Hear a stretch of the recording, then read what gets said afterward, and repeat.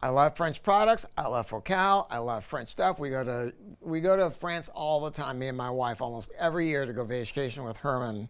And I got these shoes. I thought I'd bring them for the video. These are Louis Vuitton shoes, and they are killing my feet.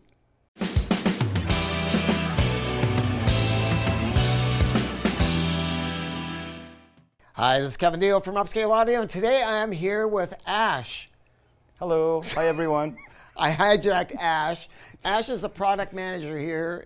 He is an actual electrical engineer, right? Yeah. A high-end audio expert. I mean, he's the guy that helps us select products, and he kind of understands at a very deep level how things work. And the reason I grabbed him, which he didn't want to be here, is because he has owned...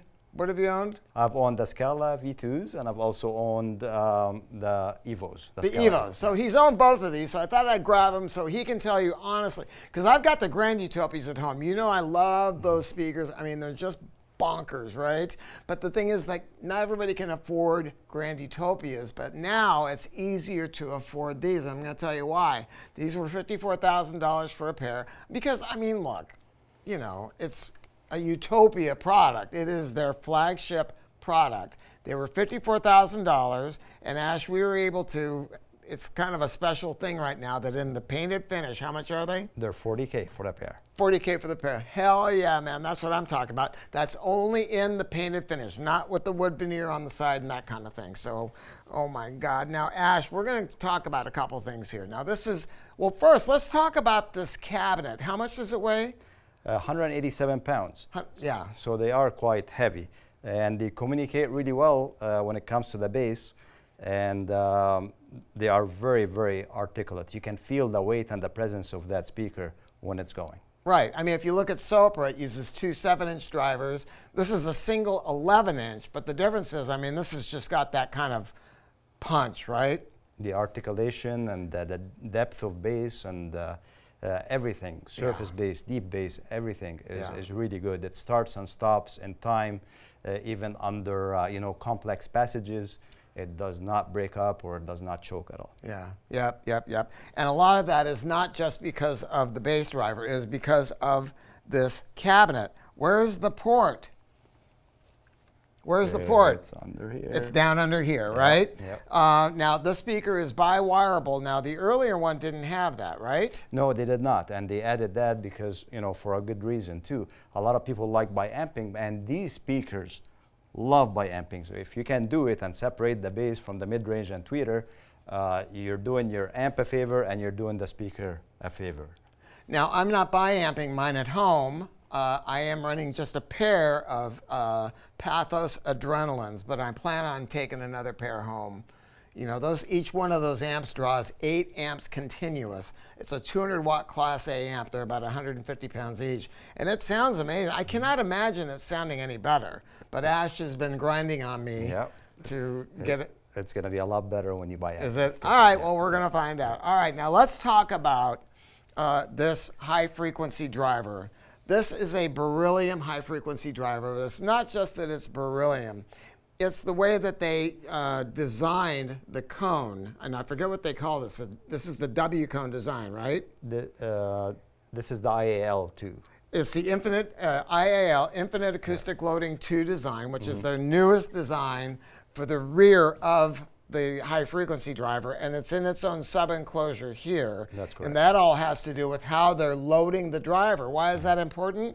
Because this thing weighs nothing. I just happen to have, I already stepped on one of these accidentally, so I had to get another one. This is a Beryllium driver. Boom.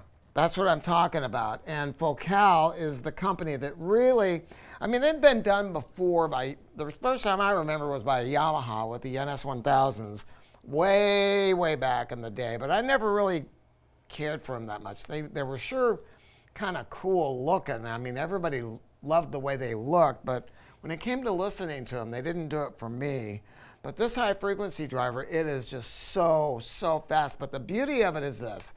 If you get a pair of these or any pair of Focal with this high frequency driver, you've got to put at least 500 hours on this speaker and give it a good run-in, because this tweeter, this cone, has a pour-on suspension.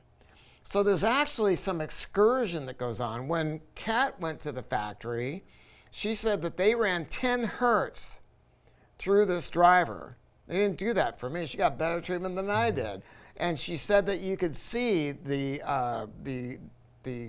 cone, the diaphragm itself literally changing shape, but it didn't destroy it.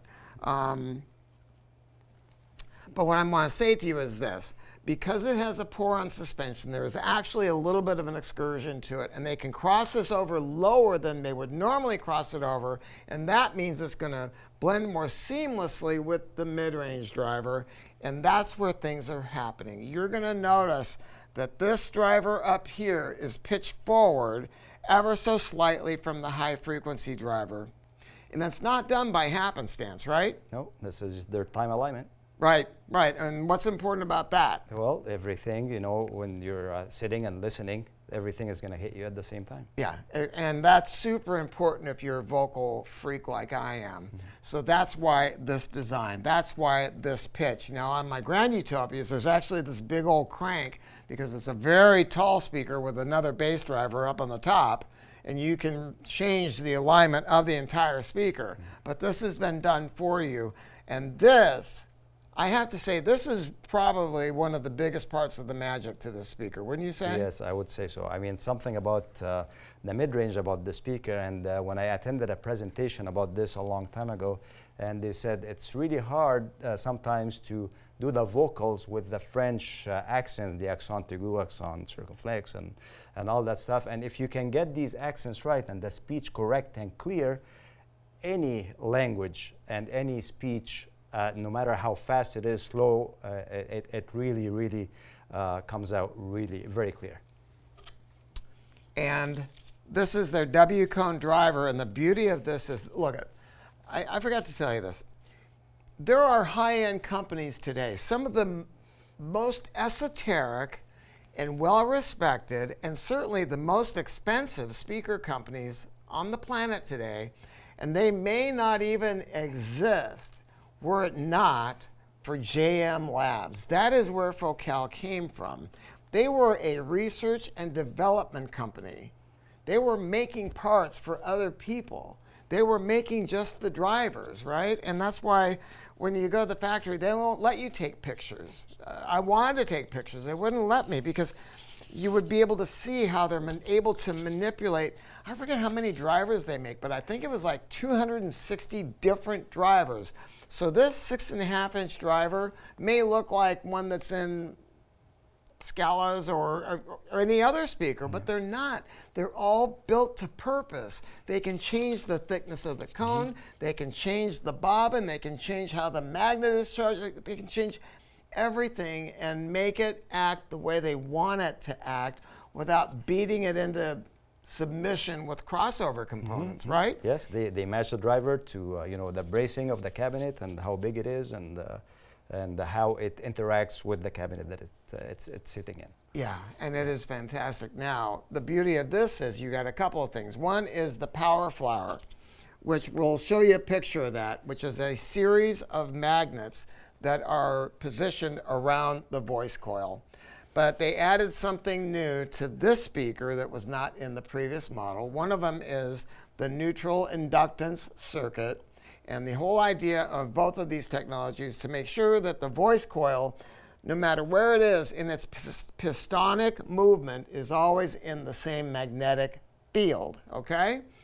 The other thing that they added was this, the tune mass damping. And this is a real big deal for adding mid-range clarity, right? Wouldn't you agree? Absolutely. Yes. I mean, because wouldn't you say, and I loved the earlier version of this, but I think that one of the biggest deals was this mid-range was just... Yes, exactly. They put, I mean, you would notice a lot more clarity with this mid-range and a lot more, I mean, no matter what frequencies you go, and the crossover between it and the tweeter is very seamless. Yeah. So they did an amazing job. So tune mass damping, that's something that was used in Formula One racing. If you go look up the Renault team, also French, from, I forget what years it was, in the early 2000s, and then it was so effective that they actually outlawed it from being used. It's been used in buildings to help buildings in the event of earthquake or handling earthquakes. I mean, there's quite a bit to this technology, and is not done by happenstance. And what you're trying to do is just keep unwanted resonances out of here and out of your ears. Oh my God, I love it. Now they come in a bunch of different colors. Oh, another thing is the adjustability of it, right? Mm-hmm. Where did you have a tendency? Because there's adjustments for the high frequency driver and the bass driver, and I love that personally at home. Yeah. Where did you leave yours at? Did you? I think I left them in the middle. I think Focal has them. I mean, if the room doesn't have any big issues, I think leaving them in neutral and in the middle sounded the best for me. Yes. Yeah. Okay. Well, I can't remember where I have mine at home, but the bottom line is you have 3 different settings for the bass driver using little jumpers that are moved here in the back. And then you also have it for, you've got it for bass and for high frequency response. So you can fine tune it to your own, and also to your own personal taste. And maybe you've got a tube amp. Oh, speaking of tube amps, this speaker is rated as an 8 ohm speaker. It has a tendency to stay between 4 and 8 ohms, except in the very deep bass. I think it hovers at just under 3 ohms, as I recall, right? That's correct, yeah, around that 3 ohm range. Right, yeah. So here's the word, Thunderbird. If you have a tube amp, it's gonna work great, right? Because that's what you were using, right? I mean, I love this with late night listening. Yep. With the volume down and a lot of dynamics, a lot of presence. It sounds great. But if your amplifier has a 4 ohm tap and an 8 ohm tap, you very well might end up using the 4 ohm tap. But what you should do is compare them for yourself. Mm-hmm. The tap that you use with any speaker and the tube amp is critical. That's how you get the best transfer of power and the most accurate frequency response. So don't assume that just because it says it's 4 ohm. I remember years ago I had an Audio Research Classic 60, and I had a pair of the original Martin Logan CLSs. Oh my God, those things drove me crazy. Oh, wait a minute, I almost got it. I'm gonna move it just 1 more quarter inch. I mean, I never did. I mean, but that's because I'm just went crazy with it. But my point is that speaker supposedly had a low impedance, but I remember that the conventional wisdom was run them on the 16 ohm tap, which was opposite what you might think. So use your own ears, trust your ears, try one tap, then try the other, same piece of music, same volume. Oh my God. So this comes with very nice scroll covers right here. This protects the high frequency driver because it is fragile and you don't want to have to replace that. Yeah. If you notice in the older version, it had a cover that is removable and it was voiced without the cover on, where this one is voiced with the cover on. Yeah, so leave it there, leave it there. So look, come to our, if you have a local dealer, make sure that you work with them. We have these in stock, believe it or not. I want to make sure that you're happy. We have salespeople. You can talk to Ash. I'll be happy to help everyone. And I'm very passionate about these speakers. I love them, and it doesn't matter how many systems I could have.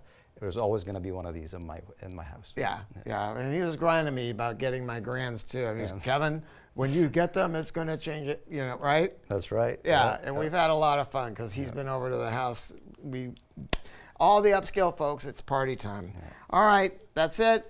Go to our website, come to our beautiful store at Upscale Audio. We're going to treat your system like it's ours. That's it. Thank you. Thank you.